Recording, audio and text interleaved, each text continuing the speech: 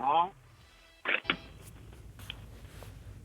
From the studios of Staten Island Community Television, you're watching In the Bleachers, the TV show for the world's most passionate sports fans. Hello, hello, hello, everyone. I'm Jaime Hixson, joined by my friend over the phone. The hardest, baddest, sexiest man on cable access TV. Jamie's mentor, friend, guru, and everything else you can think of. Okay, first of all, you were never my mentor. I was the one that made you, smart mouth. Who was your mentor? Kenny Graham, Terry Converse, Joel Babula, and a few other independent producers as well. How about for sports? For sports, if I had to guess, it would probably be a young man named Jaime Hixson, who was my first producer, I guess you will, over at the Bronx Cable Company, where I worked for 5.5 years. Did any famous people influence you? What's that? Did any famous people influence you to get into sports, or did you see like Thurman Munson? I wanted to be like Thurman Munson. I wanted to play like Pete Rose or Len Berman. Len Berman was definitely a guy who influenced me into going into sports broadcasting. And there was a time when I wanted to be a baseball player as well. I wanted to be the shortstop. But unfortunately, I wound up getting cut from the baseball team, and that dream wound up dying by the wayside. Yeah. But I tell you, you know what's kind of fun? The hockey right now. You're hearing a lot of rumbles. Yeah, they already had the trade deadline this afternoon at 3, and there was a whole lot of activity. And as it turns out, the Rangers wound up making a deal which I wasn't really too thrilled about. And that was trading away Brady Shea to the Hurricanes for a couple of draft picks. Brady Shea was one of the Rangers' best players. He was having such an underrated season, and now all of a sudden they trade this young man, only 25 years of age, to the Hurricanes, a team that is trying to best the Rangers to get that last playoff spot. And to be quite honest with you, I really don't know where the Rangers' head was making this deal. The Devils also wound up making a couple of deals. Let's see. The trade track. We have the trade tracker here. Right. And also, you could not believe how many deals were made today. I counted 1, 2, 3, 4, 5, 6, 7, 8, 9, 10, 11, 12, 13, 14, 15, 16, 17, 18, 19, 20, 21, 22, 23, 24, 25, 30. 30 trades. 30 trades were made at the deadline. Oh, wow. That's good. I mean, I guess for the people that hopefully did the right trade. Yep. I mean, I know you probably just seen this, but who do you think made out the best out of the 30 trades? Well, who made best out of this plethora of deals? Yeah. Carolina. Yeah. They got a lot of inventory coming back for them, and now they're in real prime position to try and make a run, not just at a playoff spot, but maybe the Stanley Cup as well. And we also saw even the Islanders wound up making a deal. They wound up getting Jean-Gabriel Pageau. And and from the Washington Senators, and all they had to do was give up two picks this year and a conditional pick in 2022. How good is that kid that they got? How good is Brady Shea that the Hurricanes wound up getting from the Rangers? Brady Shea is very good. He's a tremendous passer. He's a good setup man. He's great for the locker room. Doesn't necessarily do a lot of scoring, but defensively, he gives them really rock solid physicality for them. And he's really, really solid on the power play. So, do you think that the Rangers were the worst team to make the worst trades? Well, they were one of them. Let's put it that way. The Devils wound up making a plethora of deals as well. They wound up getting Luis Domingue from the Devils in what was basically a swap of goalies. It was Luis Domingue for Zane McIntyre in one deal. There was also... I'm still trying to go through this whole thing here. The Islanders, they made a couple of trades as well. We mentioned one of them, and they also got Jordan Schmaltz from the Maple Leafs for Matt Laredo. And also the Hurricanes wound up getting Sami Vatanen from the Devils. And they wound up getting a couple of guys, Janne Kukkonen and Fredrik Claesson, and also a fourth-round pick this year as part of the deal. The Maple Leafs wound up making a deal. The Vegas Golden Knights got the ex-Islander Robin Lehner in what was basically a swap of goalies.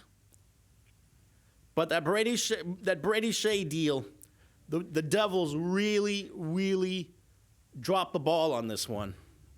They're really going to miss his defensive timing and also his setup play. What are they getting back again? The Hurricanes are going to get this year's first-round pick. I mean, I understand the Rangers want to be able to build with picks, but not using Brady Shea, please. And that was one of the biggest trades of the day. The other was the deal that the Golden Knights made, getting Robin Lehner, and that wasn't the only deal that they made either. A fifth-round pick going from the Golden Knights to the Maple Leafs for Markin Zerkals.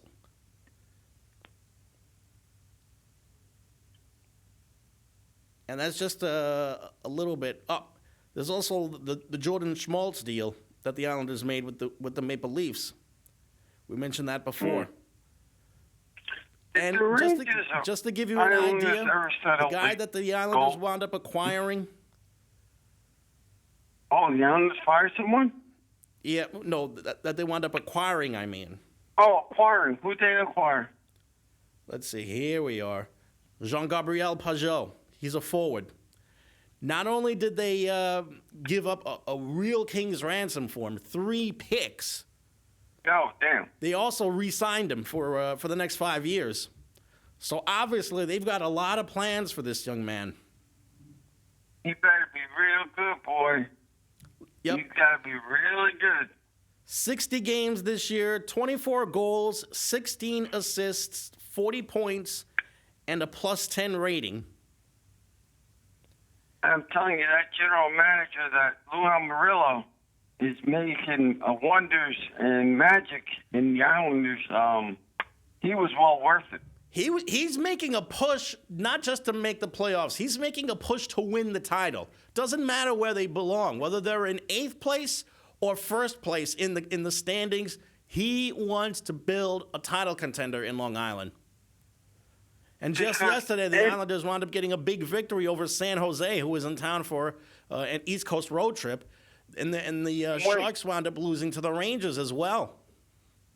When you're a GM, do you think that you should make the team better to make the playoffs, or do you think that your job is to make the organization better so that when you need someone, you can get somebody from the lower level and bring them up, and they'll be just as good as the pros?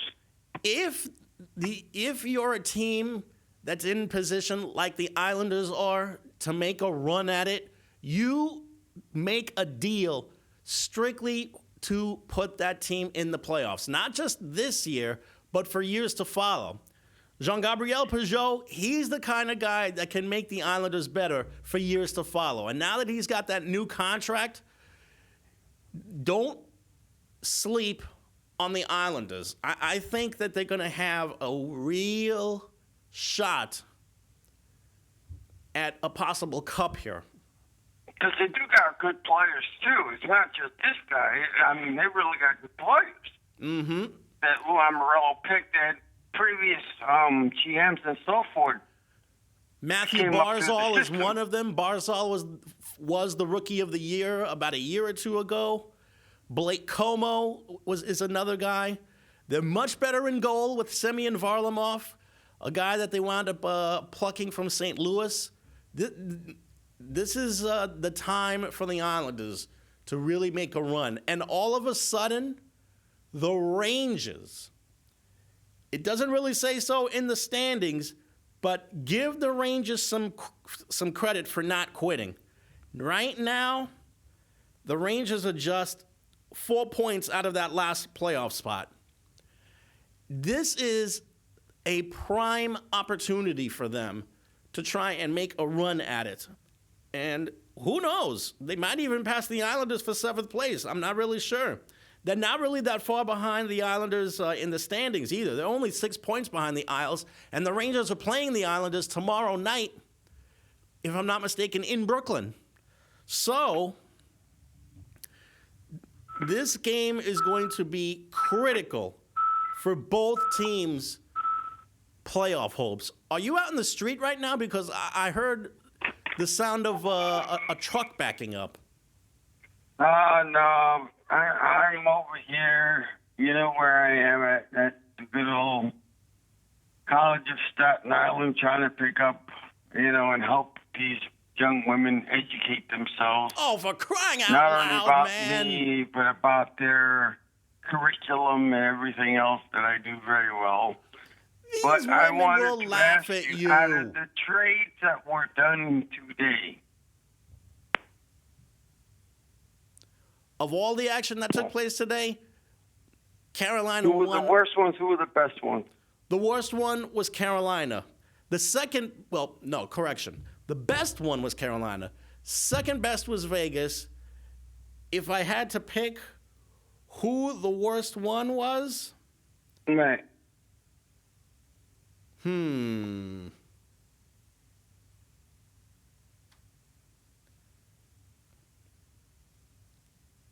Probably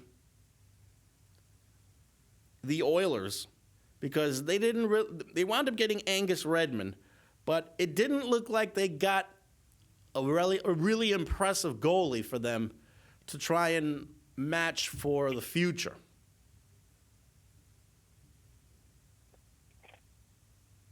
Maybe they have somebody in their farm system.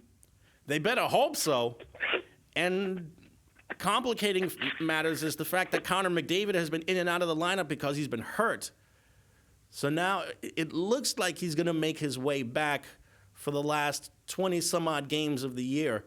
This is the last quarter of the season, so everybody that wants to be a contender really needs to be on their guard in order to You gotta step up their game. in order to be there. You have to step up the game and then worry about their jobs for next year, because some people can lose their jobs this year for next year. There's plenty of time to worry about that when the season ends in April. And then they go to free agency in July. So first things first, let's see these guys try and make a name for themselves and really make their money the last quarter of the year. The Lundqvist and the other guy,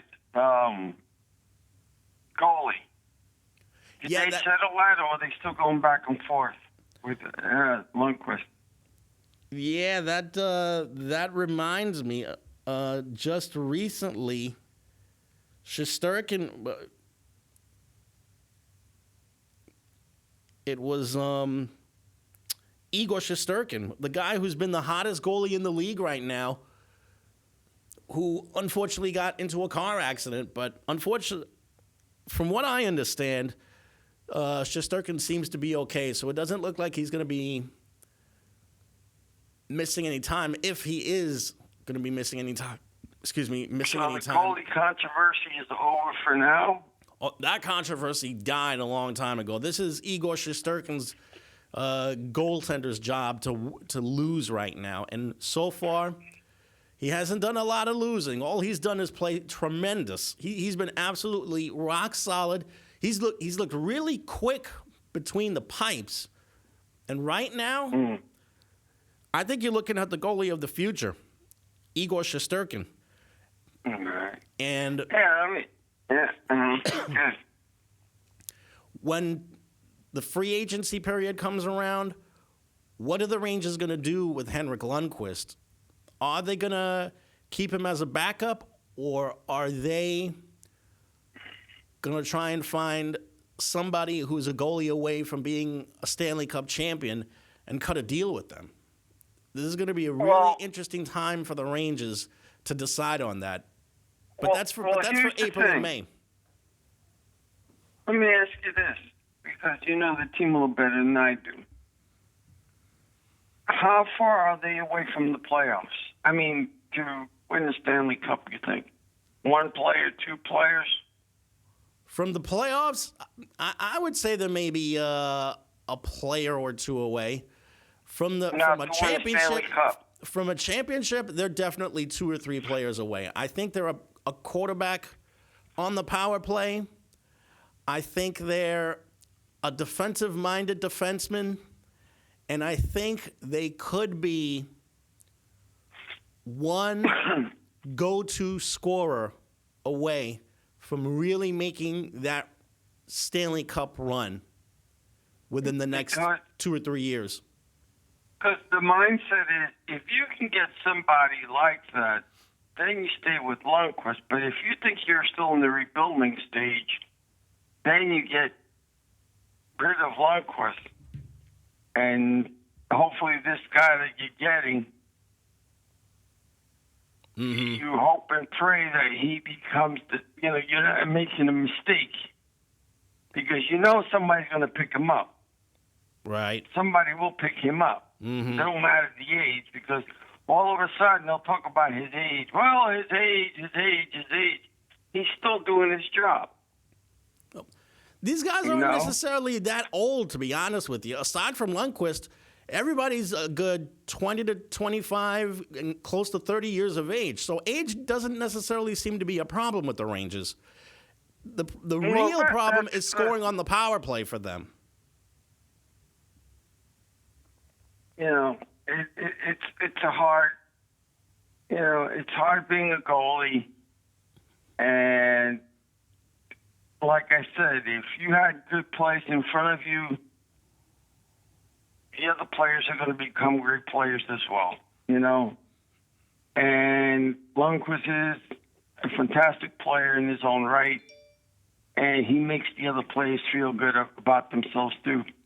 Yeah. I mean, sometimes you got to have people like that around you, because that strives you to be better. But if you're saying that they're 3 players away from, let's say, making the championship playoffs, maybe you one hope player that they have away someone in the farm system. A power play scorer is what they're maybe away from. A secondary scorer to support Artemi Panarin, who's had an outstanding season. A really hard-nosed defenseman, and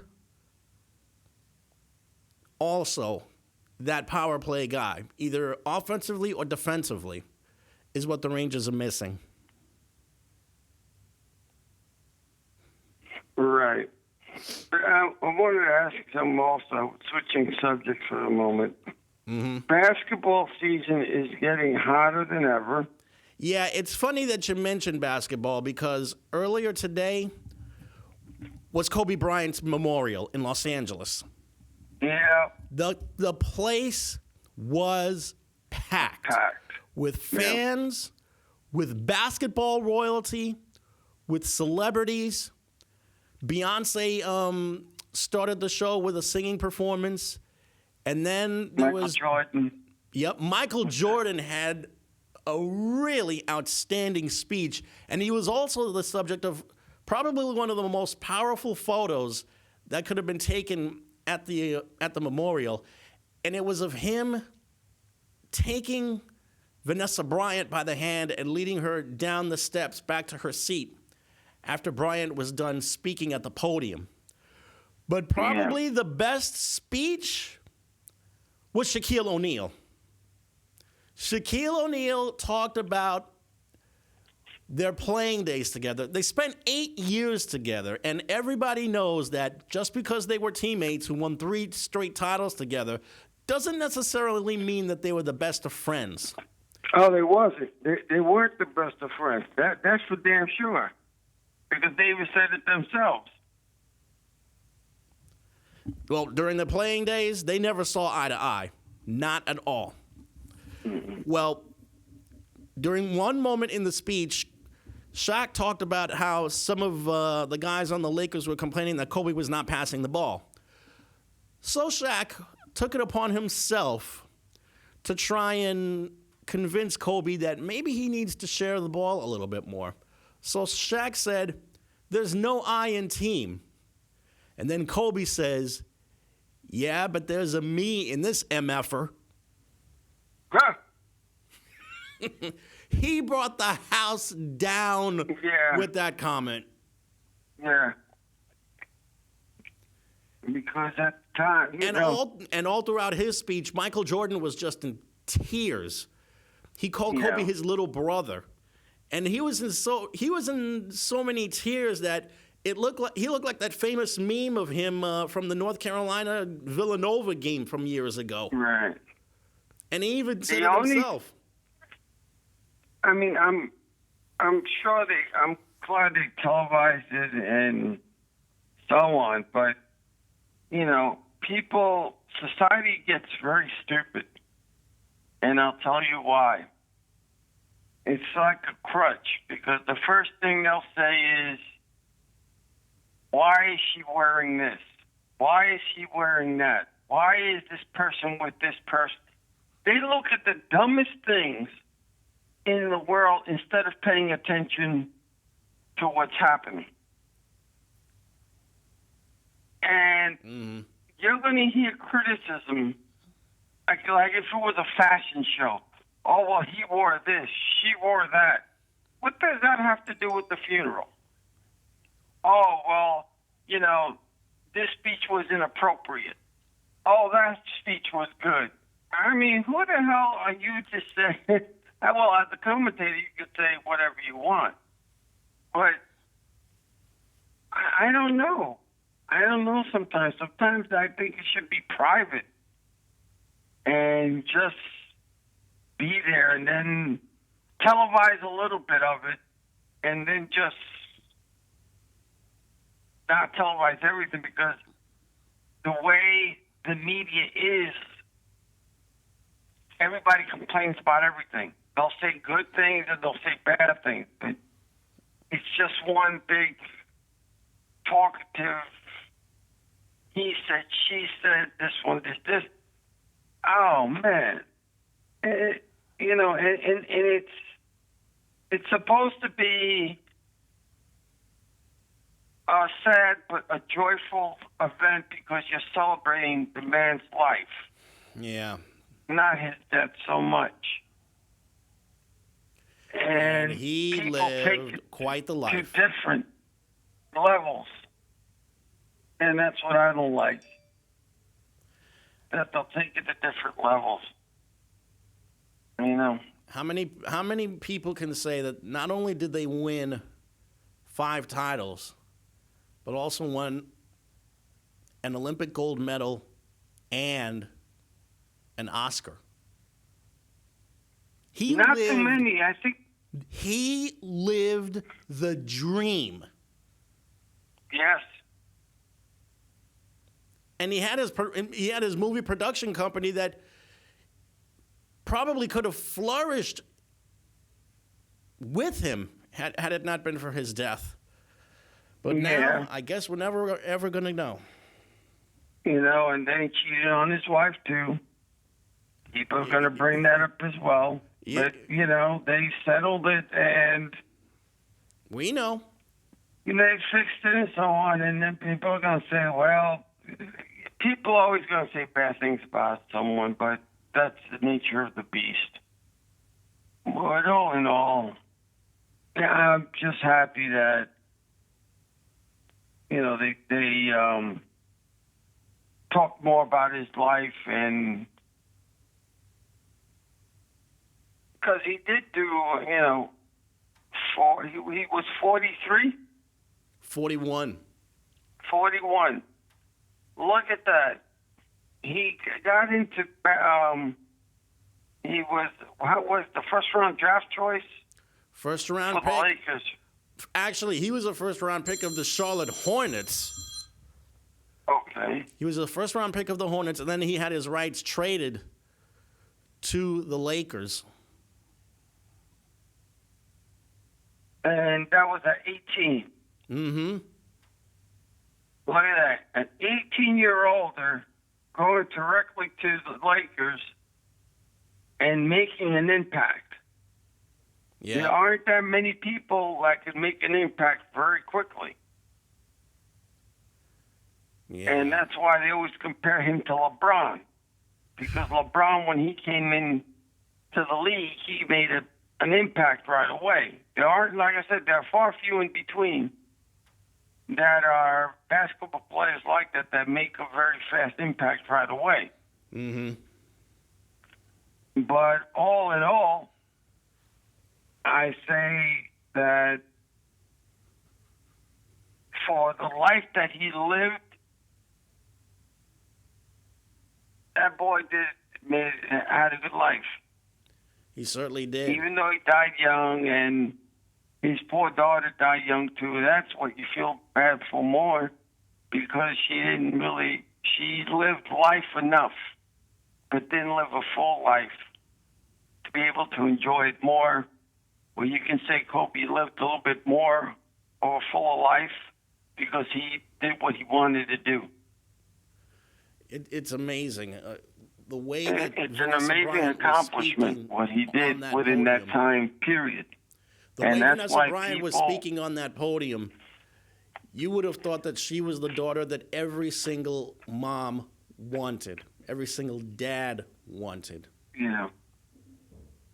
That's why people, whether you're rich or poor, whatever situation you're in, you should cherish your family or your friends or whomever you care for.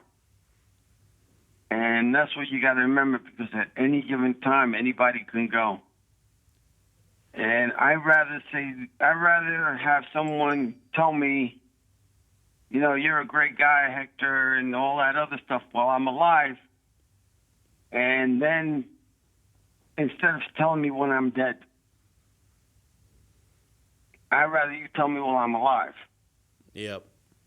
Because what good is it? You're going to praise me while I'm dead, but you should have been praising me while I was alive. That's all. You should have kept in touch while I was alive. Mm-hmm. With everybody, not just me. I'm just talking in general. That's what everybody should be doing, but we all think, next time, tomorrow. We don't know what's going to happen tomorrow. No. We don't know. We really don't know, but I'm glad everything went well, and, it's something to see, because the star power that was there, we look at these people as stars instead of looking at them as people. Mm-hmm. Because they're so rich, and because they could do this and they could do that. But you know what? These are regular people that have hearts and so on. And then you got the ones that have to be there, because if they're not there, then they get shamed upon. Let's say, a person didn't want to go. Oh, you would hear it through the social media. Oh, this person did not want to go. Blah, blah, blah, blah. It gets so ridiculous sometimes. I'm telling you, it's so ridiculous. But I'm glad everything went well. And like I said, whether it's your family, your friends, just tell them you love them, or just tell them, hey, what's up? Give them a shot. Don't wait too long in telling them. Yeah. Because what good is if you tell them, well, they're dead, instead of telling them while they're alive. Mm-hmm. Bet on a better note. The Knicks are winning, and the Knicks may get Jay White or Tom Thibodeau. Frank Nikita's out. Peyton's out. And the other guy wants to stay with the Knicks. Here's another guy that doesn't want to get traded. He doesn't want a buyout. He can go to the Lakers and actually win a championship, but he'd rather stay with the Knicks. I have no What's that idea about? why. Huh? I have no idea why.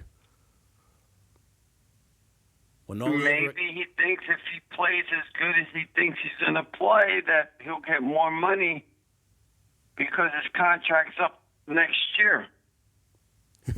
He'll get more money. If this is a contract base, then it's pretty shallow. I would think that he would want to play better so he can get himself on a contender for next year.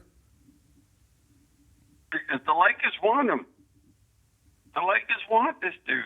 And he say he don't want to go at all. He's from New York himself, I think. Are you talking about Mo Harkless? Yes. Oh, well, then that's understandable. He's a Queens kid, and he's a St. John's kid who probably thought about wanting to play here for the longest time. And now that he has that chance, let's see what he does in the last quarter of the season. Because we're also happening on the last quarter of the season in the NBA. So,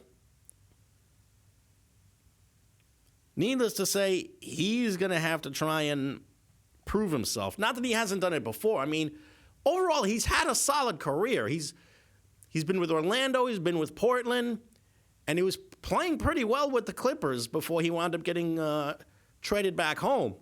But let's see what he does in the mausoleum that is Madison Square Gulag. But here's the thing. Do you play with the Knicks or do you go to a contender and win a championship? If he's smart, he goes to a contender. And he was on a contender for a bit. Madison Square Garden and win a championship. He's not getting any titles anytime soon at the Garden. That's one thing. Like I said, the Lakers wanted him. It was a buyout thing. The Lakers wanted him, and, well, I guess they're going to have to wait until July to try and serenade the kid. You know, because it was a buyout. They thought that the Knicks were going to buy him out. That way the Lakers can scoop him up. Mm-hmm. You know, and he's a young guy. He's not an old guy. He's a young guy. He's in his early 20s, too. It's about 25, 26, somewhere around there. And in your opinion, how good is this guy? Mo Harkless? Yes. I've seen the kid play at St. John's for a year, and for his time in the league with Orlando and Portland. The kid is a defensive stalwart. I mean, he's physical. He's a big, strong guy who gives a lot of guys problems on the defensive end. Scoring-wise, I'd say he's okay. Nothing special.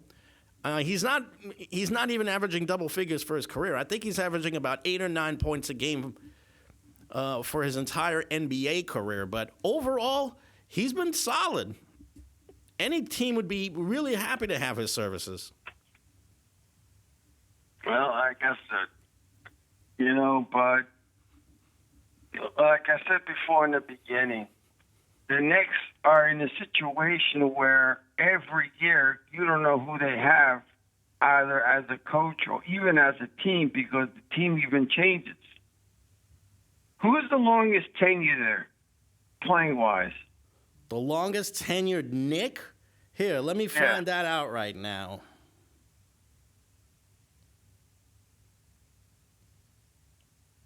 Because believe it or not, It's Frank Ntilikina. This is his. What is it, about 4 years? 3 years. Look at that. The longest player is 3 years. Don't you find that a little bit ridiculous? I find it embarrassing. And then every year or every 2 years they change coaches too. So how are they going to, make this great thing happen if you're changing players and changing coaches and all that as if you were cooking a meal every day and something different every day? You can't. I mean, the only thing that they're doing right is that they're holding their draft picks. Now, who they pick, that's a whole different story. That's a whole different story. But all in all, I mean, right now, do you hold Kevin Knox or do you try to get rid of him? Well, he hasn't necessarily been outstanding in his almost 2 years here. But he's been okay. He's been. They didn't draft a guy to be okay. They drafted a guy to be great. They wanted Ja Morant. That was the kind of player that the Knicks really wanted. They wanted Ja Morant. And now Ja Morant has turned the Grizzlies into someone who's being taken seriously right now. Kevin Knox has been everywhere but up and down. Right. But do you get rid of him or do you keep him? If I can get a deal for a real point guard, I would put him in a package for him, yes. Okay, because, again, they're trying to go for Lamar Ball. You mean LeVar Ball? Yeah, him, Marball. And then you're going to have to deal with his damn father, even though you haven't heard from his father lately. He's still shooting his mouth off. From what I understand, he's been begging his kids for money just so he can relaunch his Big Baller brand. Oh, damn. See, I told you there was something really, really shady about the guy. I mean, but his wife is, I think, not a quadriplegic. I know his wife has been really sick, and he's had to take care of her. Yeah, because he helps her in the pool, try to get her muscles on. And so he does some good things, and then he just, he to me, he's like one of those old-style referee managers. Mm-hmm. And let me correct myself. You know who was like that too? Before you ask that, let me correct myself and say LeVar Ball is the kid's dad. I'm thinking of LaMelo Ball. LaMelo Ball right now is playing in New Zealand, but unfortunately he wound up hurting his ankle, so he's been set back. His foot. Yeah. There's also LiAngelo Ball, who's also been playing some basketball overseas as well. Yeah, because his dream was for all three of them to play in the Lakers. Yeah, well, that was his dream, and his first son is not doing bad at all. He's on a damn good thing with Zion Williams and all them. They're doing pretty good. There's still 10 games under 500, but now that that Zion Williamson is back on the roster, at least he has the chance to make them better. And true to form, Zion Williamson has been off to a pretty good start. Well, I'll put it to you this way. That's a young team, too. Give them about 2 years, and you hope that, depending upon what trades they do and so on, they could become a force. And they could become a real force. And for the record, that's not a bad team at all. And for the record, the Pelicans are 7 games under 500. They're 25-32, and 3.5 games behind Memphis for that last playoff spot. But the players themselves, they're not bad. It's just that they need to stay together and get 1 or 2 guys that can do something, you know? See, this is where I have to stop you right here. All I keep hearing is how good their players are. Well, I'm going to tell you right now, this applies not just to the Knicks, but to the Pelicans, the Atlanta Hawks, the Sacramento Kings, the Minnesota Timberwolves, the Phoenix Suns, the San Antonio Spurs, the Portland Trail Blazers, the Cleveland Cavaliers, the Pistons, the Hornets, the Bulls, and the Wizards, and the Magic, and the Nets. All teams that are under 500 now. It doesn't matter how good your players are. If they can't win games, something is wrong. I'm tired of hearing about how good their players are. No one wants to hear it. We want to see wins. If you don't win, you got issues. And when you got issues, that's why you have a general manager to fix things. Exactly. If you have the right general manager, like Lou Amarillo, who's fixing the Islanders very well. Now, I don't know, the Pelicans general manager did something right in order for them to do that trade and so forth. The problem is that I don't think they've known each other for a long time. That's how come I said you got to give them at least 2 years or 3 and see what happens, because they got good players that if they play team ball, and depending upon what other trades or whoever comes to that team, that can be they can be a force to reckon with. Let's see them try and get through these last 25 games of the season first before we talk about anything else. The Detroit Pistons have no excuse. I have no idea what's going on with them. The Detroit Pistons have no hope.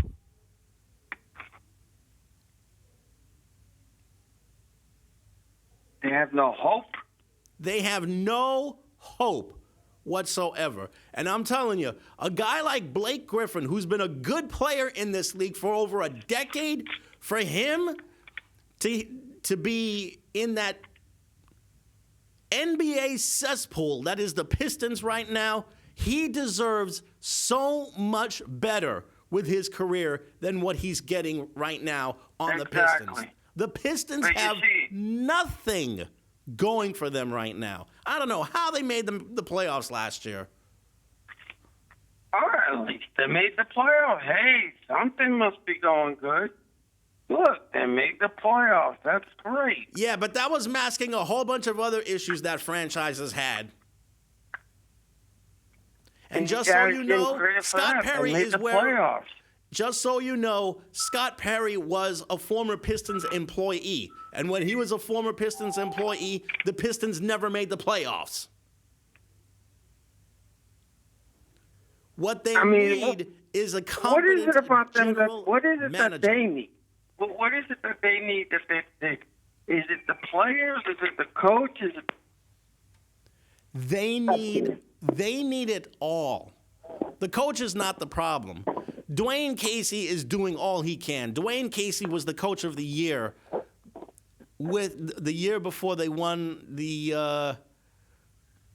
NBA title with the Raptors. Dwayne Casey is not the problem. The problem is they don't have a point guard, they don't have any depth, and they sure as hell don't have any prime scorers after Blake Griffin.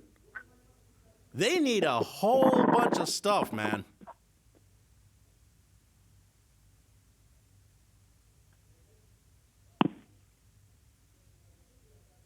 Hello? Yeah. Yeah, what is it about that team that they're not doing very well? What is it? No point guard? Is it the coach? Is it players that they're not working well? The coach is not the problem. Dwayne Casey's busting his butt trying to get this team afloat, which is a very difficult thing to do.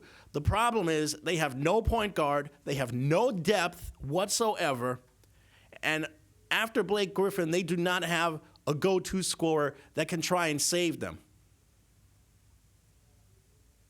They were trying to get rid of Drummond, too. So they're trying they should get rid of Griffin and Drummond, but Griffin's contract is very hard to get rid of because they owe him a lot of money. Andre Drummond wound up getting traded to the Cavaliers. Oh, wow. He went from bad to worse.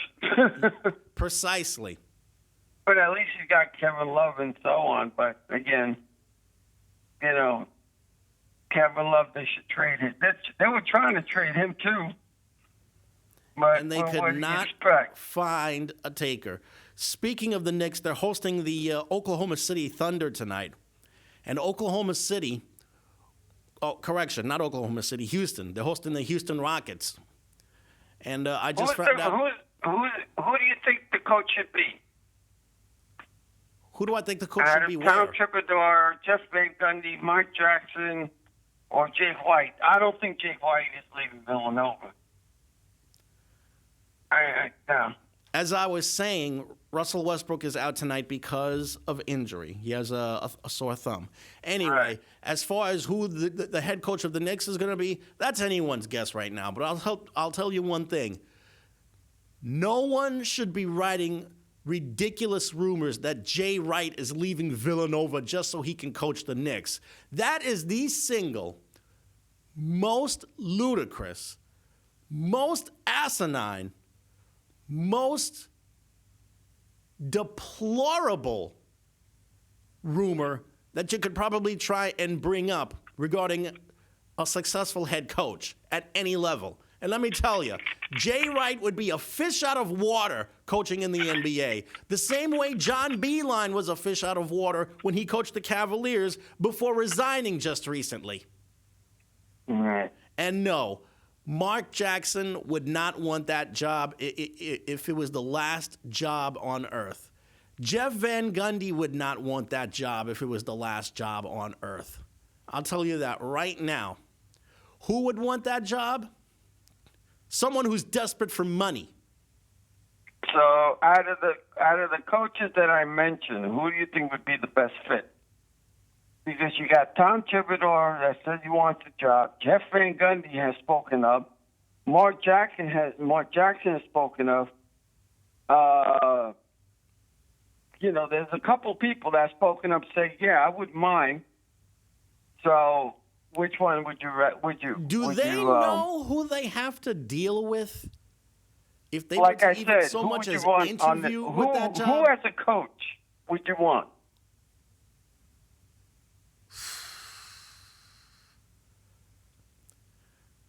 Getting Jeff Van Gundy would be a desperate emphasis on desperate attempt at trying to regain past glory. He's out. Mark Jackson. Okay. Mark Jackson. I heard rumors that he might be a little bit of a control freak. He's out too.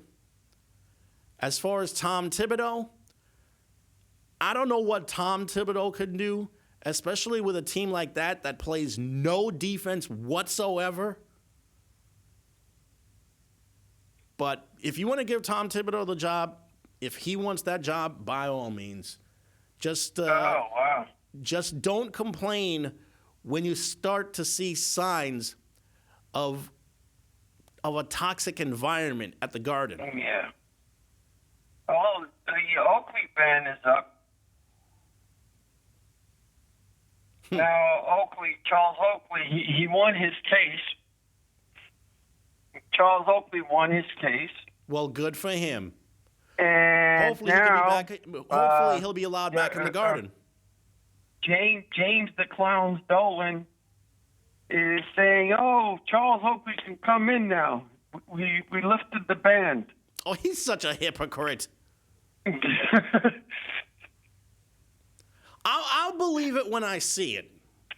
You know, If I see but Charles I don't Oakley think inside Charles the Garden, Oakley would I ever hope go the Knicks back. fans give him a very long and loud standing ovation because what they did to that poor man was, for lack of a better True. word, criminal.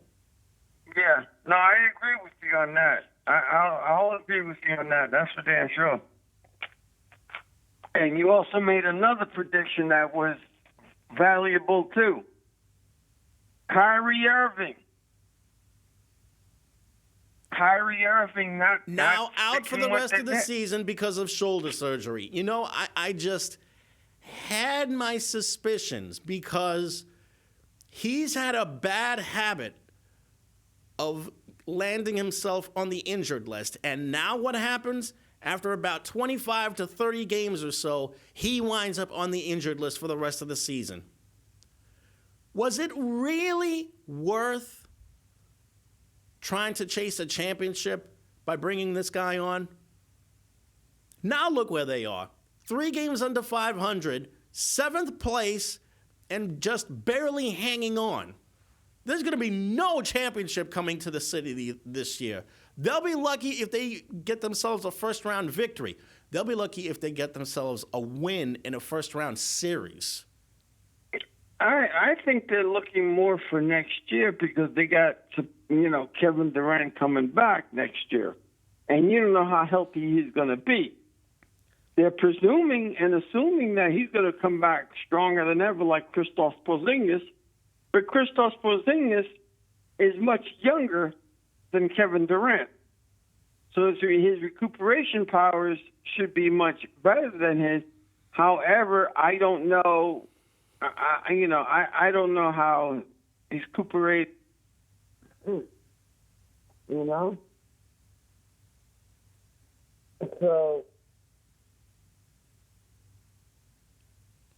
You still there, Hector? At this point in time, that's going to be something else because that's what they really wanted, Kyrie and Durant. Mm-hmm.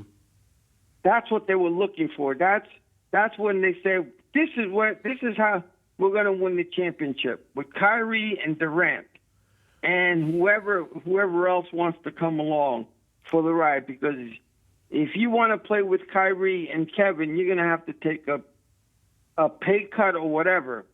And you want to win a championship, and we have a good organization because we're not the Knicks. We're not toxic. We got good coaches, and we got a good general manager, and we also got a good owner.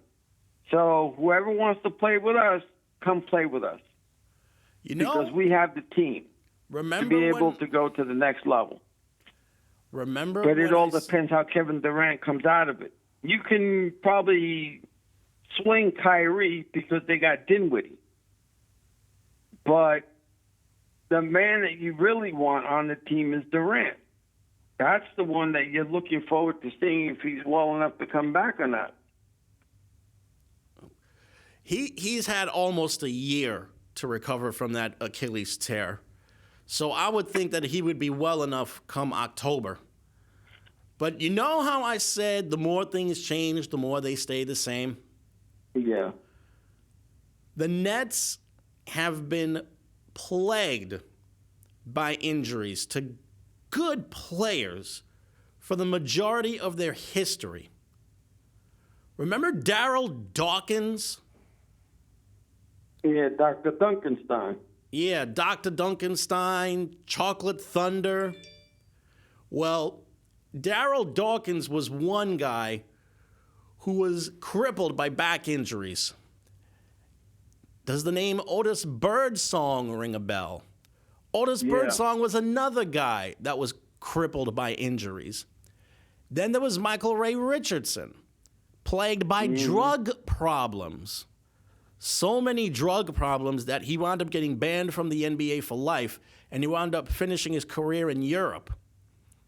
Now we have KD and Kyrie Irving.